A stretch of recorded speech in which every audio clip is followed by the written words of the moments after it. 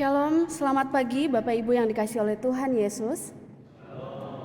Mari bersama-sama sebagai keluarga besar STT Althea, kita membacakan visi dan misi STT Althea. Visi, menjadi lembaga pendidikan tinggi gerejawi yang memperlengkapi para pemimpin gereja untuk berteologi reform secara kritis, berkemampuan mengamalkan dan berkarakter serupa Kristus. Misi 1. Menumbuhkan pemikiran kritis dalam berteologi reform. 2. Mengembangkan kemampuan pengembalaan melalui pendidikan kepemimpinan hamba, servant leadership. 3. Membentuk karakter serupa Kristus melalui pemuridan. Saudara yang dikasihi oleh Tuhan, Mazmur 95 ayat 6 sampai yang ke-7 menyatakan, "Masuklah, marilah kita sujud menyembah berlutut di hadapan Tuhan yang menjadikan kita. Sebab dialah Allah kita dan kitalah umat gembalaannya dan kawanan domba tuntunan tangannya. Pada hari ini sekiranya kamu mendengar suaranya. Mari bersama kita puji dan muliakan namanya yang tinggi."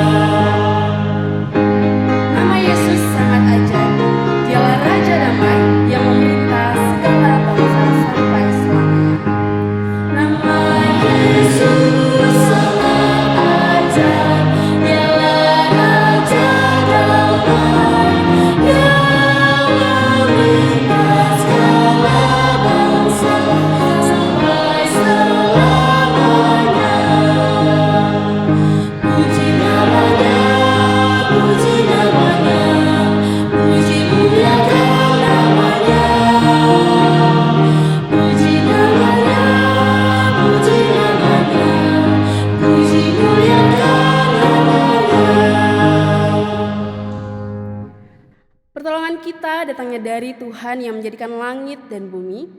Kasih karunia dan damai sejahtera dari Allah Bapa, Putra dan Roh Kudus menyertai kamu semua. Filipi 2 ayat 4 berkata, "Janganlah tiap-tiap orang hanya memperhatikan kepentingannya sendiri, tetapi kepentingan orang lain juga." Janganlah tiap-tiap orang hanya memperhatikan kepentingannya sendiri, tetapi kepentingan orang lain juga. Jemaat dipersilakan duduk.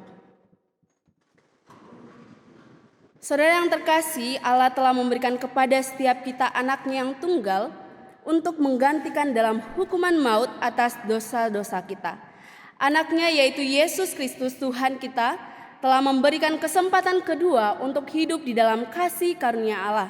Memberikan kesempatan kedua untuk hidup di dalam kasih karunia Allah, memberikan hidup yang layak melalui darahnya yang tercurah bagi setiap kita yang tak layak. Mari bersama kita merenungkan akan ketidaklayakan diri kita yang telah dilayakan oleh Yesus Kristus.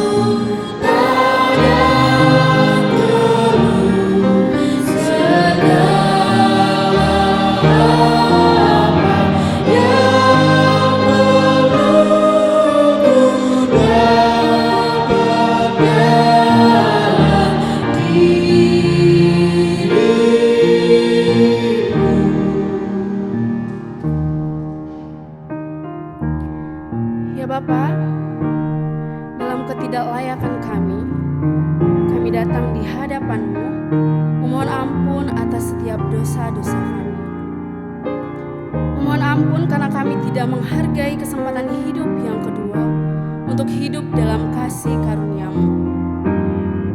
Kami mohon ampun karena hidup kami tidak mencerminkan kehidupan yang telah dilayakkan oleh Kristus. Kami masih hidup dalam pikiran-pikiran lama kami. Tolong kami melalui Roh Kudus-Mu untuk memampukan setiap kami hidup dalam kehidupan yang layak di dalam Kristus. Ini doa kami ya Bapa, dalam nama Yesus.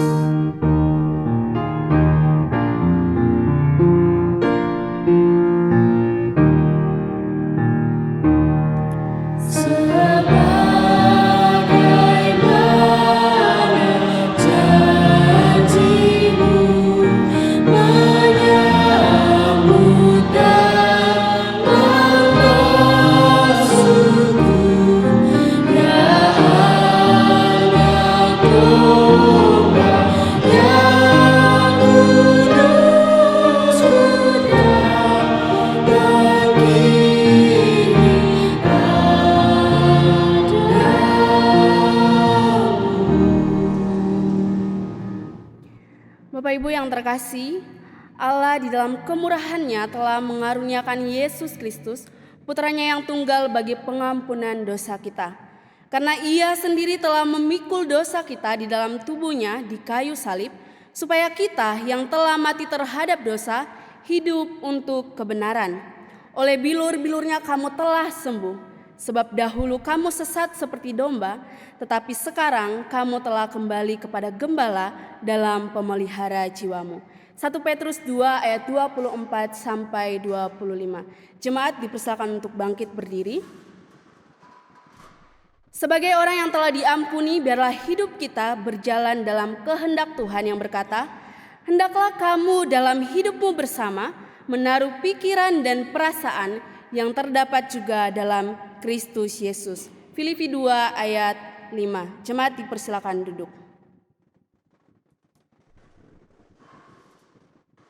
Saudara yang terkasih, di masa-masa UTS ini saya percaya setiap kita datang dengan membawa tugas-tugas yang ada dalam pikiran kita. Kita membawa setiap masalah yang ada dalam pikiran kita.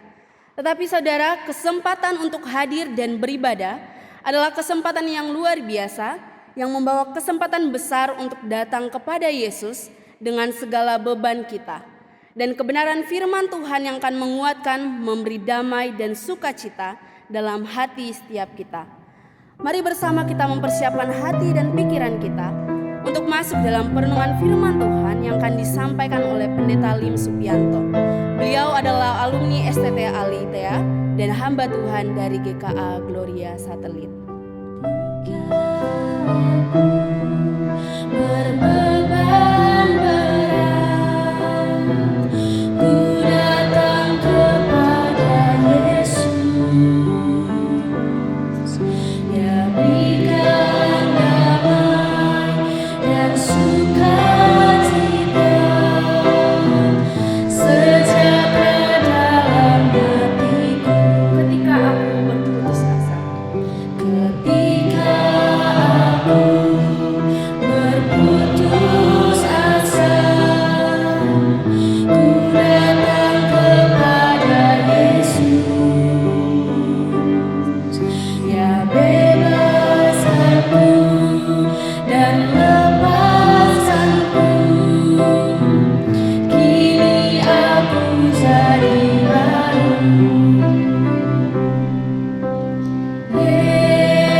Yesus, Yesus Tuhan, mulia namamu.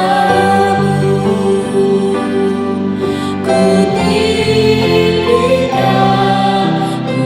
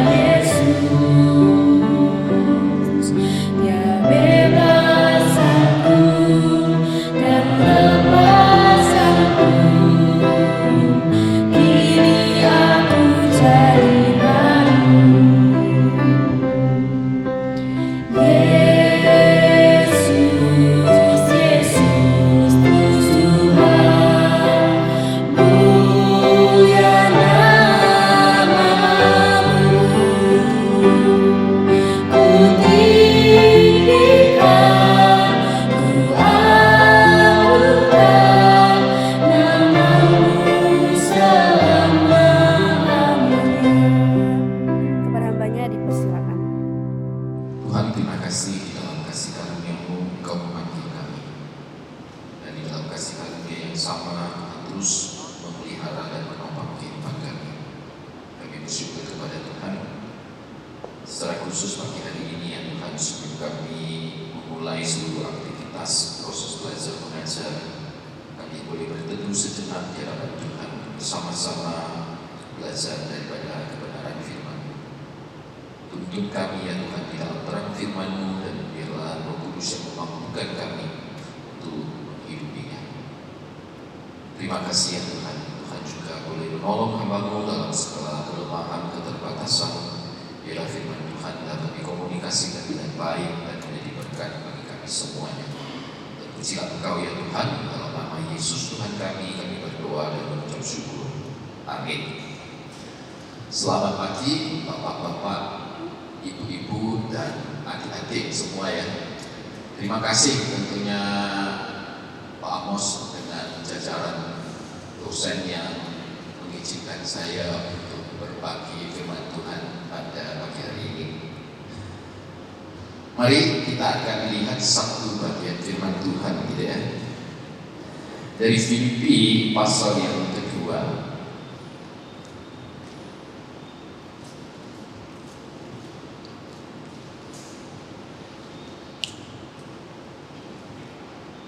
Filipi pasal yang kedua ayat yang ke-4 hingga ayat yang ke-5. Firman Tuhan berbunyi demikian. Janganlah tiap-tiap orang hanya memperhatikan kepentingannya sendiri, tapi kepentingan orang lain juga. Hendaklah kamu dalam hidupmu bersama menaruh pikiran dan perasaan yang terdapat juga dalam Kristus Yesus. Hendaklah kamu dalam hidupmu bersama menaruh pikiran dan perasaan yang terdapat juga dalam Kristus Yesus, ya. Teman-teman gitu ya, Bapak Ibu gitu ya, adik-adikku gitu ya. Pada abad ke-19 itu di Jepang itu ada seorang hamba Tuhan yang saya tidak tahu apakah Bapak Ibu kenal atau tidak gitu ya. Nah, hamba Tuhan ini bernama Toyohiko Kagawa gitu ya. Ini mungkin kita tidak terlalu tahu lah ya. Ya, masa hidupnya 1888 sampai 1960. Nah, kalau kita lihat kurun waktu hidupnya ini kan satu masa hidup yang tidak gampang. Hidup yang memang sulit pada masa itu gitu ya. Masalah kemiskinan, banyak problem kesehatan dan seterusnya itu terjadi pada masa itu. Walaupun kita tahu mendekati tahun-tahun 1940-an, itu kan Jepang itu dalam masa-masa hebatnya ya, invasi di banyak negara dan seterusnya ya. Tetapi itu yang justru menimbulkan keresahan di dalam hidup dari hamba Tuhan ini. Dia berangkat dari satu keluarga yang sangat miskin, tapi dia terus menempuh satu studi yang cukup baik, sehingga dia dikenal sebagai seorang teolog di Jepang. Dia berani berbicara dengan kaisar, menyuarakan apa yang dia lihat, terutama problem kemiskinan yang terjadi pada masa itu. Ini nggak gampang loh ya. Ini beda dengan sekarang kalau kita marah-marahin presidennya kita, dia beda. Dulu itu kalau kaisar, kamu berani begitu, taruhanmu adalah nyawa, ya. Jadi nggak gampang, ya. Tapi dia ini memang seorang teolog, tapi dia juga seorang yang aktivis, gitu. Sehingga dia terus menyuarakan. Nah, ada satu keprihatinan yang dia lihat, gitu ya, yaitu bagaimana Jepang pada waktu itu sebagai satu negara yang sangat kuat, tapi terus menginvasi dan memperlakukan negara-negara lain itu sangat buruk dan sangat kejam. Nah, tentunya kalau kita tahu kakek nenek kita yang pernah pada masa Jepang menjajah Indonesia, Anda akan tahu mengenainya. Kalau Anda pernah ke Mandor, saya nggak tahu Pak Raul pernah ke Mandor tidak? Ya, itu ada satu, nah itu Pak Linus pasti tahu lah ya. Itu ada satu pemakaman. Itu semuanya itu adalah orang-orang yang pada waktu itu dibantai sama orang Jepang, ya, satu pemakaman. Namanya nggak tahu, tapi orangnya semua dikubur di situ aja. Gitu. Jadi itu menjadi sekarang dalam tanda petik mungkin menjadi tujuan wisata juga kalau ke Mandor. Nanti kalau pas di Kalimantan boleh ada Pak Inusul tunjukkan tempat itu, gitu ya. Nah, ketika dia melayani, dia itu terus menyuarakan hal seperti itu. Dan dia sebagai seorang hamba Tuhan itu bagaimana dia mencoba menghidupi Kristus. Terutama pikiran-pikiran Kristus itu boleh disampaikan kepada para penguasa dan pemimpin pada waktu itu dan kepada gereja Tuhan. Sehingga pada waktu itu dia sering kali mengucapkan satu kalimat seperti ini. Dia ngomong begini, "It is not enough to have ideal. We must translate them into action." Dia kalimat ini terus dia ucapkan. Dalam pengertian seperti ini, kita tidak cukup hanya memiliki idealisme, pemikiran yang dia punyai, tetapi semuanya itu harus diimplementasikan di dalam kehidupan yang nyata. Sehingga dia membawa pikiran-pikiran Kristus, dia sebagai seorang teolog, itu di dalam hidup realitas sekali pada waktu itu, menolong masyarakat pada waktu itu, di dalam mengentaskan terutama masalah isu waktu itu adalah kemiskinan dan masalah kesehatan. Dengan kata lain, sebenarnya teolog ini ya, Yohiko itu dia mengatakan bahwa pikiran Kristus itu mesti berbuah dalam bentuk satu pelayanan yang nyata. Nah, disitulah gereja Tuhan pada masa itu melihat satu gambaran yang dalam tanda petik samar-samar tentang Kristus melalui hidup daripada hamba Tuhan. Nah, tentunya Anda akan menemukan banyak tokoh seperti ini, ya. Tapi salah satunya adalah dia dengan pengetahuan yang dia miliki, dengan kecakapan yang dia punya, dia itu bagaimana mengimplementasikan semuanya itu menjadi tindakan yang nyata, menolong gereja Tuhan. Dan pada waktu itu, maka dia berani berbicara pada penguasa pada waktu itu dengan segala resiko yang dia punyai. Dari situlah maka kita menyadari satu hal, seorang pemimpin dia katakan itu adalah seorang pemikir. Nah, saya nggak tahu Bapak Ibu setuju nggak kalau kita katakan sebagai seorang pemimpin pada dasarnya adalah seorang pemikir. Nah, kalau engkau dan saya tidak berpikir, dalam arti kata ya nggak usah jadi pemimpin. Nah, kalau kita sering ngikuti diskusi di TV itu ada satu filsuf tuh ngomong begini, lu punya ijazah atau punya gelar itu hanya tanda lu pernah sekolah, tapi itu tidak berarti lu pernah berpikir, gitu. Nah, saya senang Pak Gumulya sama Pak Linus ini kan barusan menyelesaikan doktoral ya. Saya berharap ini bukan sekedar lu dapat ijazah gitu ya, tapi bapak-bapak adalah orang yang berpikir. Mendapatkan gelar sama ijazah itu satu hal, lu berpikir itu adalah hal yang lain. Maka dia katakan seorang pemimpin adalah seorang yang berpikir. Gitu. Nah, karena apa? Karena apa yang ada di dalam pikiran itu nanti akan membentuk apa itu? Arah kita, arah hidup kita, mengambil keputusan dan gaya kepemimpinan hidup kita itu. Karena dari berpikir itulah nanti di kemudian hari engkau akan menentukan arah gitu loh. Gaya kepemimpinan dan keputusan-keputusan yang akan kita ambil. Maka itu dikatakan demikian. Cara berpikir itu akan merubah tindakan. Nah, tindakan itu akan membentuk atau merubah kebiasaan.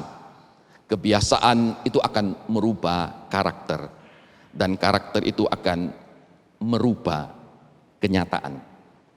Nah, saya nggak tahu kita setuju atau tidak itu ya. Cara berpikir itu akan merubah tindakan kita. Tindakan itu akan merubah kebiasaan. Kebiasaan akan merubah karakter, dan karakter itu akan merubah kenyataan hidup. Nah, kenapa ini menjadi penting? Tahu nggak Bapak Ibu yang dikasihi Tuhan? Apa yang engkau pikirkan hari ini itu akan merubah kebiasaanmu. Gitu. Kalau kita berpikir jelek terus, ya nanti polanya ya seperti itu terus gitu loh. Tapi kalau engkau berpikir secara benar terus, nanti engkau akan hidupi itu. Dan nantinya terakhir akan tercermin dalam karakter hidup kita itu. Nah, dari situlah ketika engkau dan saya masuk di dalam ladang, nah disitulah penerimaan atau tidak itu akan terjadi. Bapak Ibu dikasih oleh Tuhan, apa yang kita pikirkan itu yang nantinya akan mempengaruhi keputusan yang kita ambil. Nah, kalau kita berpikir secara benar gitu ya, truth thinking, tindakan kita akan lebih terarah dan produktif. Nanti apa bedanya positive thinking dengan truth thinking, nanti akan diskusikan sama dosen gitu ya. Ketika Paulus di dalam bagian firman Tuhan ini, dia berbicara kepada jemaat di Filipi. Hidup yang dia jalani itu tidak mudah. Karena diindikasikan pada waktu itu dia di penjara. Walaupun memang ada debat lah di penjara bagian di mana, tapi sebagian besar setuju kalau dia waktu itu ada di penjara di Roma. Nah, ketika engkau dan saya hidup di dalam penjara, itu banyak hal itu terampas dalam hidup kita gitu. Tidak punya kebebasan dan seterusnya. Tekanan secara emosional itu sangat luar biasa tinggi. Dan engkau akan dan saya akan stres gitu. Maka kalau engkau lihat hari ini gitu ya, jangankan kita ditahan, kita dipanggil aja gitu untuk diperiksa gitu ya. Kita sudah stresnya minta ampun gitu. Anda bisa membayangkan waktu itu. Ketika hak hidup manusia itu tidak terlalu diperhitungkan atau dipikirkan. Wah, saya rasa kita akan jauh lebih stres gitu. Tapi di tengah-tengah kondisi yang demikian engkau dan saya baca gitu ya. Paulus justru ngomong begini, janganlah tiap-tiap orang hanya memperhatikan kepentingannya sendiri, tapi kepentingan orang lain juga.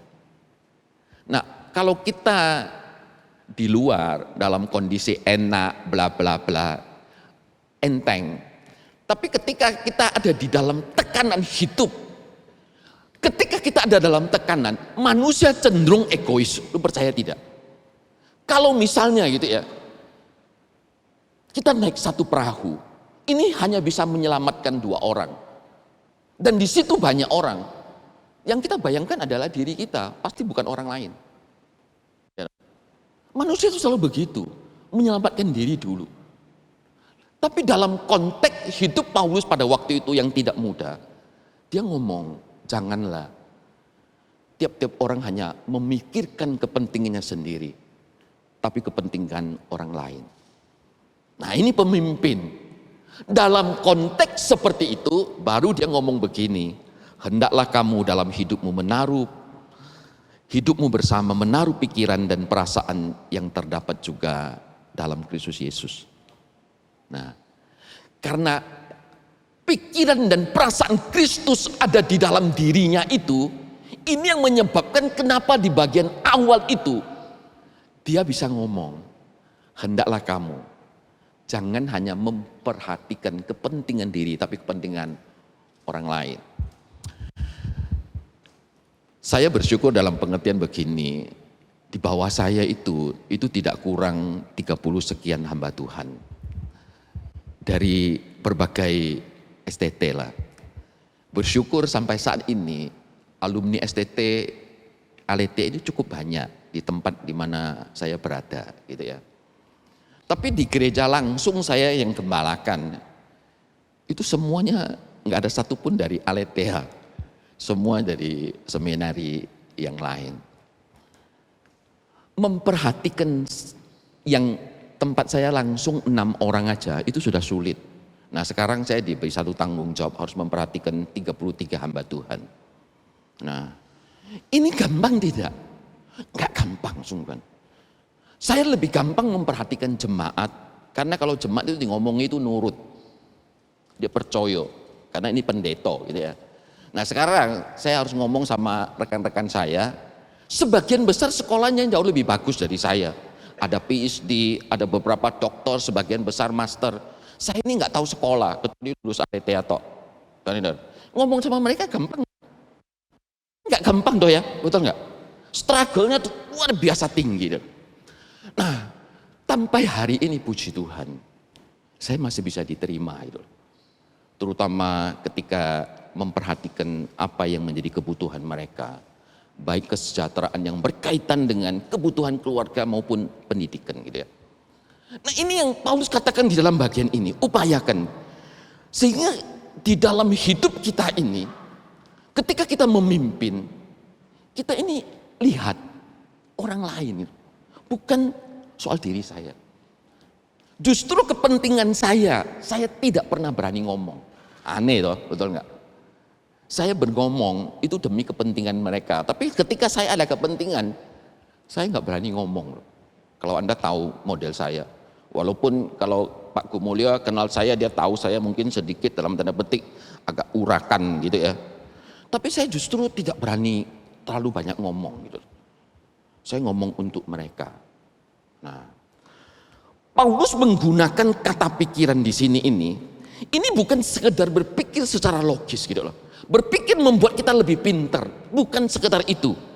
Tapi ini juga menyangkut cara pandang, mindset kita, sikap batin kita, dan pola pikir yang membentuk tindakan hidup seseorang. Nah, saya bersyukur dalam pengertian begini, relasi teman saya itu banyak dari macam-macam STT. Tapi saya sampai hari ini sangat bangga dengan Aletheia. Karena saya bisa diterima, sungguhan. Anda boleh tanya lah dengan majelis-majelis.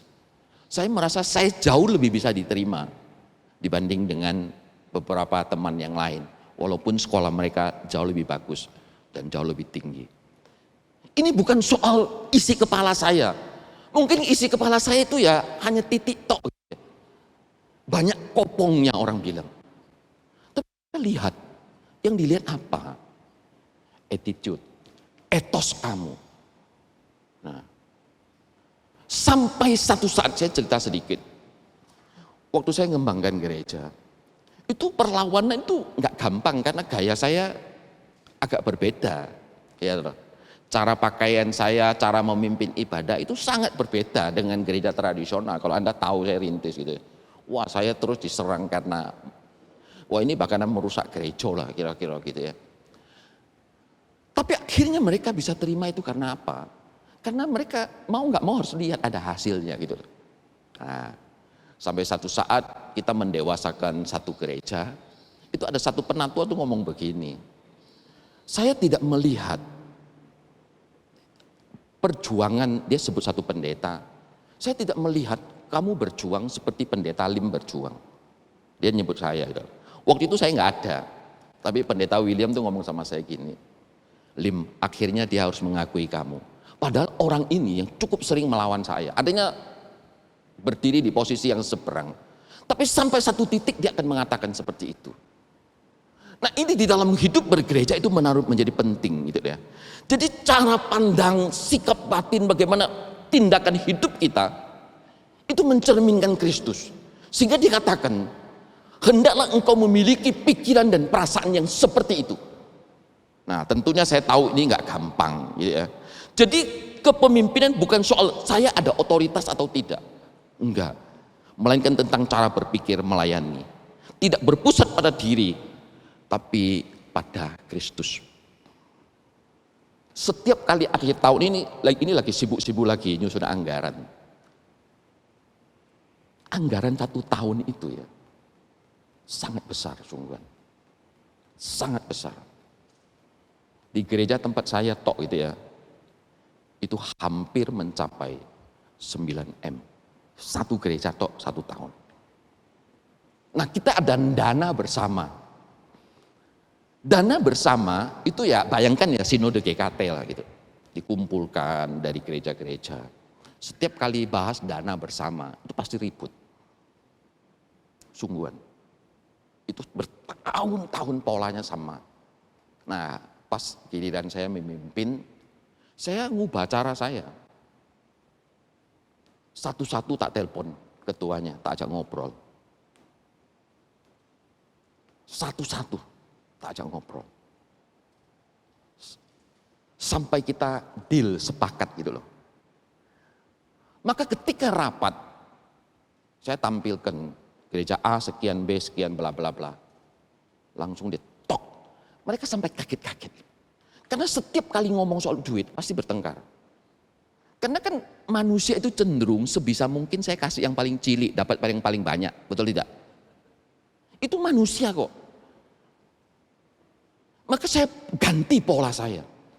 Maka sepanjang itu ya, saya ada di gereja itu. Mereka heran. Tahun ini nggak ada yang ribut soal uang. Padahal sumbangsi mereka di gereja itu nggak kecil. Dari gereja saya untuk dana bersama loh ya, itu 3,2,5 M setiap tahun. Dia nggak mau tahu lu dapat apa nggak dapat. Nah kalau ngomong begitu gampang nggak? Nggak gampang. Jadi caranya diganti gitu loh. Saya tidak mau memutuskan pada waktu di rapat ngomong enggak. Ajak ngobrol dulu, kumpulkan satu-satu. Saya telepon, saya ketemui. Nah begitu rapat, saya tampilkan seluruh anggaran, langsung tok, gak ada yang ribut.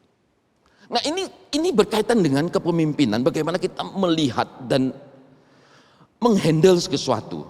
Nah oleh karena itu di sini kalau engkau dan saya perhatikan ya, pemimpin yang sejati adalah mereka memiliki pikiran Kristus, yang rela merendahkan diri demi kepentingan orang lain. Demi kepentingan orang lain gitu. Demi kerajaan Tuhan, demi kerajaan Allah. Saya merendahkan diri sungguhan. Ajak mereka ngobrol itu saya harus merendahkan diri saya. Tapi saya meyakinkan mereka kenapa harus dukung gitu. Nah sehingga ini bisa jalan yang baik. Nah kalau engkau dan saya ingin memimpin dengan benar, belajarlah berpikir seperti Kristus.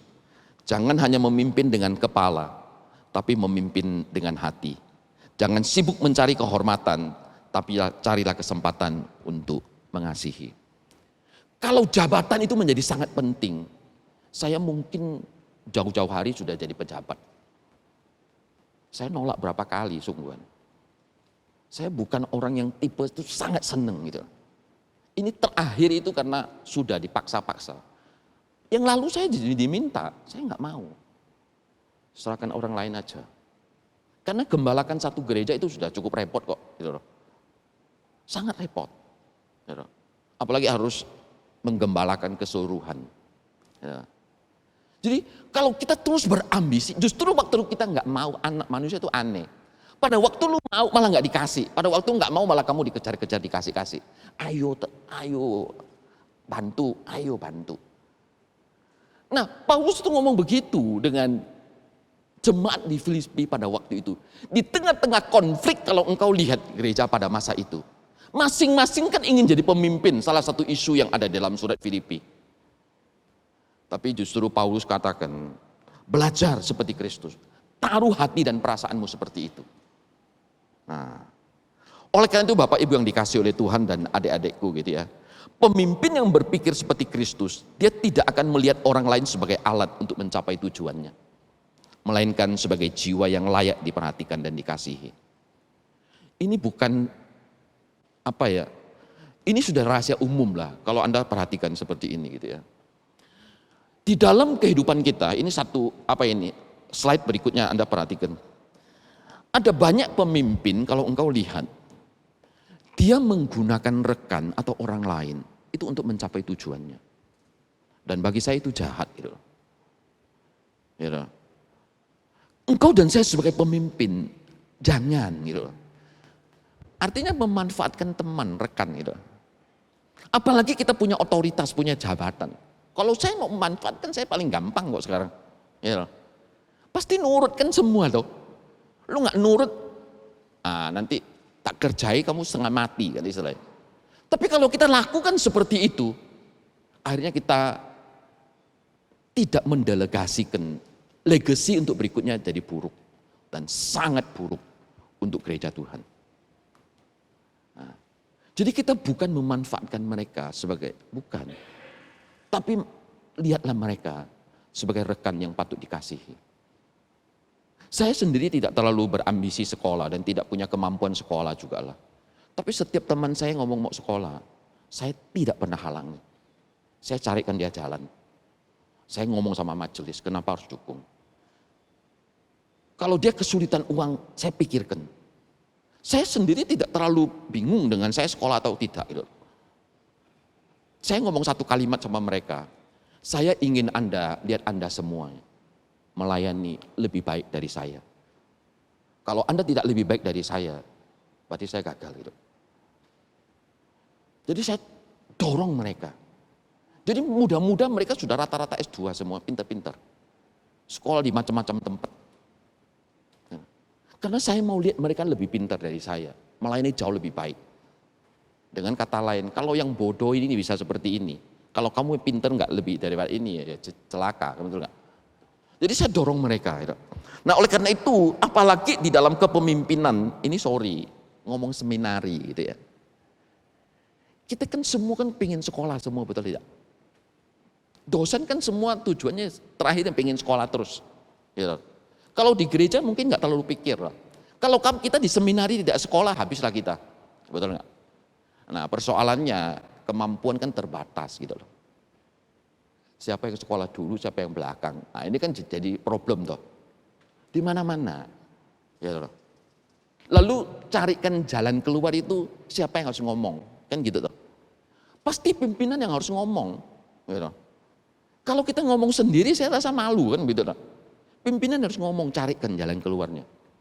Loh ini loh jalannya. Nah, tadi saya barusan ngobrol sama Pak Roni. Itu ada satu jemaatku, dia sekolah di S2-nya di sekolah yang sama lah dengan Pak Roni. Dia sekarang kuliah di Kelvin. Dapat beasiswa. Sampai program PhD. Saya nggak tahu caranya gimana itu loh. Tapi dia dapat. Nah yang buka jalan tentunya dari pimpinannya di sana. Ayo. Dapat. Saya juga heran-heran gitu. Sementara ada orang setengah mati nggak dapat. Dia kok bisa dapat? Nah oleh itu ketika engkau dan saya berpikir seperti Kristus. Kita tidak akan lagi sibuk membangun nama kita sendiri. Kita tidak akan sibuk. Tapi kita akan membangun kehidupan orang lain. Tidak lagi menjadi yang pertama. Tapi berlomba. Yang paling rendah hati itu yang mana? Jadi pemimpin itu bukan diukur dari kekuasaan, jabatan yang ada pada dirimu, bukan. Tapi cara pikirmu, bagaimana engkau hidupi, terutama pikiran Kristus di dalam melayani hidup kita bersama. Saya cerita lagi satu ilustrasi, nah sebagai yang terakhir gitu ya, karena waktu nggak terlalu banyak. Ini teolog. Tapi tidak banyak orang kenal juga, karena dia PhD loh ya, selesaikan PhD di Amerika. Dia ketua STT juga, tapi di Myanmar. Nah Myanmar itu kan sampai sekarang saya dengar internet juga sangat terbatas. Jadi tidak banyak orang terlalu tahu orang ini, Rang Thiam ini. Ya. Tapi kalau engkau dan saya baca di berita yang ada, engkau akan melihat bagaimana salah satu lembaga teologi ini menjadi satu lembaga teologi yang sangat berpengaruh bagi negaranya. Nah saya nggak tahu STT di Indonesia yang mempengaruhi negara Indonesia itu yang mana gitu. Tapi dia mempengaruhi negara loh, STT-nya dia. Nah ini ditunjukkan gitu ya, karena Dr. Thiam ini menunjukkan gaya kepemimpinan dia tenang, rendah hati dan berpusat pada Kristus gitu ya. Nah, Thiam ini memimpin dengan damai, dengan integritas. Ia dikenal sebagai pemikir yang tajam sekaligus hati yang lembut. Karena tingkat konflik di sana itu luar biasa tingginya. Terutama isu agama. Tentunya bukan Kristen, karena Myanmar bukan negara Kristen. Tapi di situ isu agama itu juga sangat kental.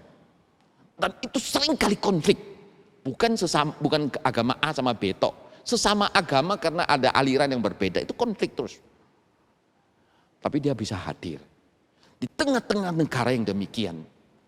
Dia seolah hadir. Sebagai seorang pemimpin yang berpikir dan menghadirkan damai Kristus. Maka dia ngomong satu kalimat seperti ini, dia ngomong ini. Pemimpin yang berhenti belajar, dia berhenti memimpin. Dan pemimpin yang berhenti melayani, ia akan kehilangan jiwanya. Belajar di sini itu jangan selalu diasumsikan lu harus balik ke STT Aletheia, itu satu hal gitu ya. Tapi ketika masuk di dalam ladang, itu juga harus belajar gitu. Baca buku-buku yang ada gitu. Buku apa aja, sekarang kan buku itu gampang kok ya. Gitu. Akses lewat internet, banyak buku-buku yang bagus. Baca gitu. Karena itu dia ngomong begini gitu loh. Pemimpin yang berhenti belajar, dia berhenti memimpin. Ya. Dan pemimpin yang berhenti melayani, dia akan kehilangan jiwanya. Jadi belajar, tapi juga melayani. Jadi belajar kita bukan duduk di menara gading gitu. Seolah-olah tidak tersentuh gitu loh. Nah, kelemahan sekarang kita sebagai pemimpin ya, lulusan STT gitu ya. Kita kan banyak sekali ide, pikiran dan seterusnya gitu. Lalu kita duduk di atas, kita anggap yang lain itu nggak ngerti gitu. Nah, itu sering jadi problem. Ketika satu rekan saya itu kan pendeta Bong Hinsan, itu sama-sama satu angkatan sama saya. Lalu anaknya kan barusan diwisuda. Ketemu saya lah, singkat cerita kita makan, ngobrol. Anaknya itu kan masuk di satu gereja yang cukup besar lah di Jakarta. Saya hanya ngomong satu kalimat sama dia. Philip, saya bilang, nanti kalau kamu masuk, amati aja dulu. Nggak usah terlalu banyak komentar atau kasih ide, karena kamu masih baru. Itu butuh waktu, saya bilang. Amati aja dulu. Kadang-kadang kita ini kurang sabar gitu. Begitu masuk kita keluar dengan segala ide, kita bilang harus begini, gini. Mereka merasa aneh gitu. Betul nggak? Amati aja dulu sampai satu waktu kita ini punya satu perasaan. Kalau saya ngomong kira-kira bisa diterima apa enggak? Itu harus Anda punya kepekaan. Kalau enggak percuma ngomong. Lebih baik nggak usah ngomong. Supaya kita tidak sakit hati. Saya ngomong 10 kali ditolak, sakit hati enggak? Ayo. Jadi kita harus bisa membaca situasi itu. Nah, ini Dr. Thiam ini, dia seorang yang sangat luar biasa. Walaupun di tengah-tengah dan dia boleh bilang itu kekesan minoritas. Tetapi ngomongannya itu didengar gitu. Maka dia bilang, kita harus hadir. Membawa pikiran Kristus yang tajam, tapi sekaligus juga lembut. Tajam, tapi lembut. Maka dia terus mendorong gereja-gereja Tuhan untuk terus gitu ya. Jangan berhenti belajar, berhenti memimpin, terus melayani. Nah, dari sinilah kita melihat gitu ya, betapa Paulus ngomong sama jemaat di Filipi. Di tengah-tengah konflik yang ada, ayo sama-sama taruh perasaan dan pikiran Kristus dalam dirimu. Lihatlah orang lain, kepentingan orang lain juga. Maka ini akan meredakan banyak konflik yang tidak perlu, yang menguras energi di dalam hidup kita bersama. Oleh karena itu sebagai satu pertanyaan reflektif terakhir gitu ya. Apakah cara berpikir saya sebagai pemimpin masih berpusat pada diri atau sudah mencerminkan pikiran Kristus? Nah, ini perlu kita pikirkan bersama gitu ya. Kalau kita terus berorientasi kepada diri, sulit gitu ya. Saya rasa sulit. Bagaimana keputusan saya itu nantinya itu mempengaruhi orang lain. Nah, ini yang patut kita pikirkan bersama gitu ya. Banyak anak-anak, adik-adikku masih muda, Anda punya kesempatan studi yang dengan segala fasilitas bagi saya itu luar biasa. Sangat memadai dan jauh lebih memadai. Kalau saya bandingkan dengan masa saya studi gitu ya. Yang agak dekat ini Pak Gumolia lah. Waduh, semuanya itu terbatas. Ya, semua terbatas. Tenaga pengajar itu juga boleh dihitung gitu istilahnya. Sangat terbatas.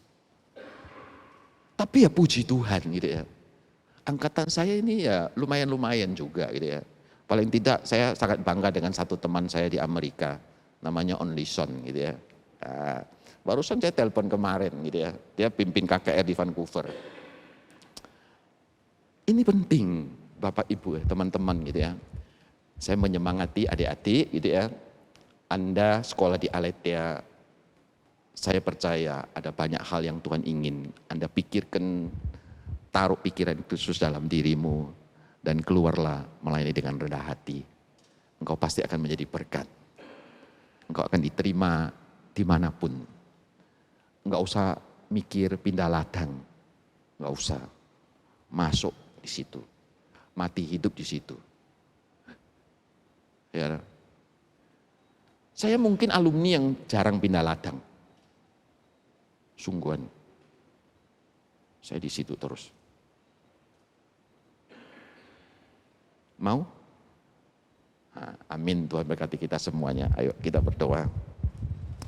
Tuhan, terima kasih di dalam anugerah dan kasih karunia-Mu. Engkau terus membentuk kami, terlebih kami boleh menaruh pikiran dan perasaan Kristus dalam hati dan hidup kami.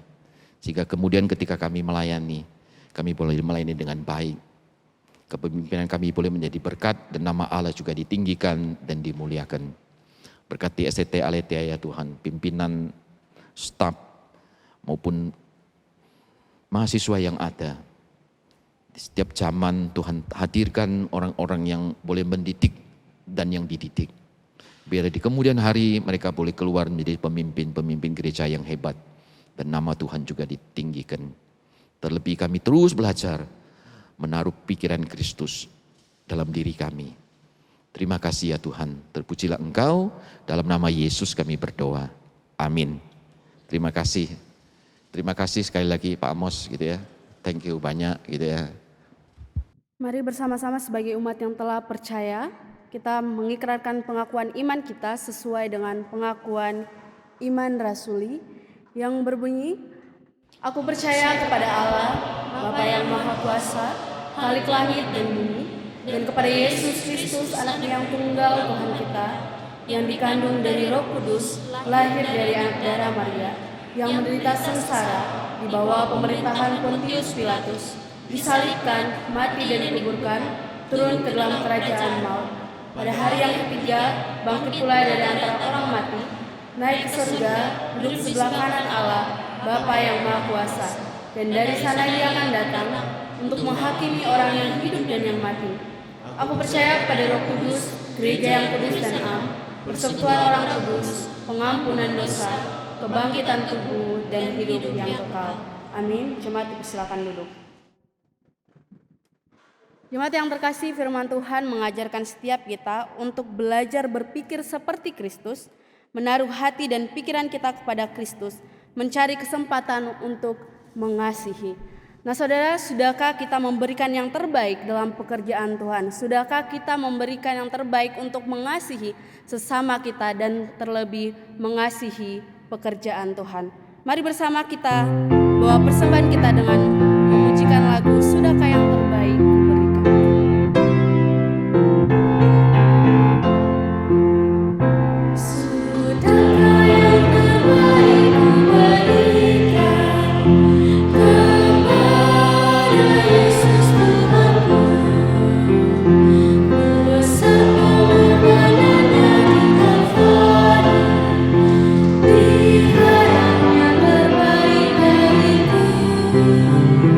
Berapa yang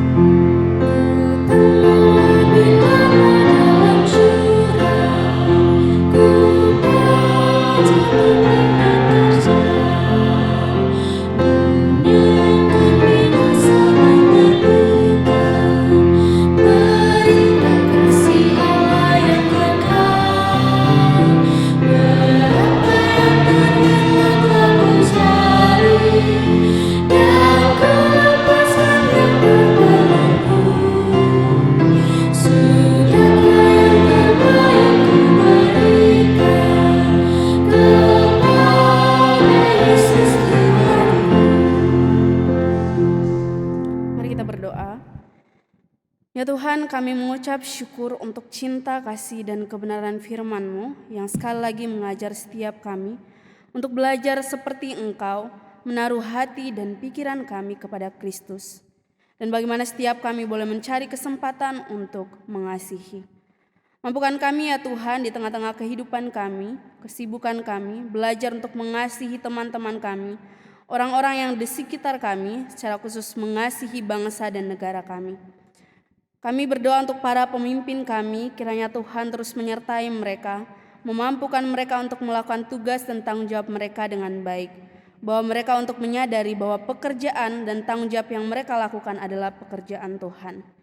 Kami juga rindu biarlah Tuhan memampukan setiap kami, di masa-masa UTS ini kami boleh mempersiapkan yang terbaik, belajar dengan sungguh-sungguh agar kami boleh menjawab setiap soal yang ada, dan boleh membuktikan bahwa kami belajar dengan sungguh-sungguh ya Bapa. Bahwa kami untuk tetap mengasihi Tuhan sekalipun kami merasa itu susah. Bahwa kami untuk mengasihi pekerjaan-Mu.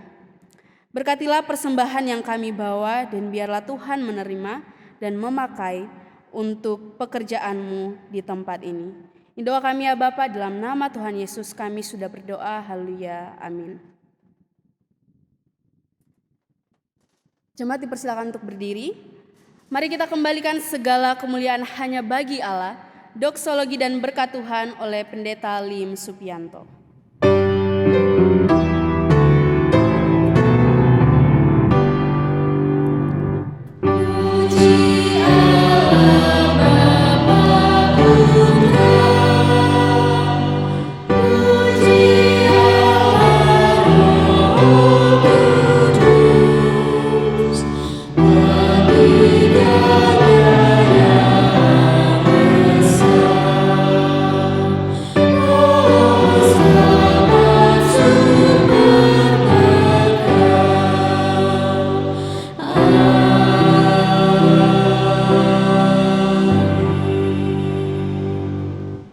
Mari di penghujung ibadah ini arahkanlah hatimu kepada Kristus dan terimalah berkat Tuhan. Kiranya Allah sumber pengharapan memenuhi kamu dengan segala sukacita dan damai sejahtera dalam imanmu kepada Yesus Kristus Tuhan. Kiranya oleh Roh Kudus kamu berlimpah-limpah dalam iman, pengharapan, dan kasih. Mulai dari saat ini dan sampai selama-lamanya. Amin.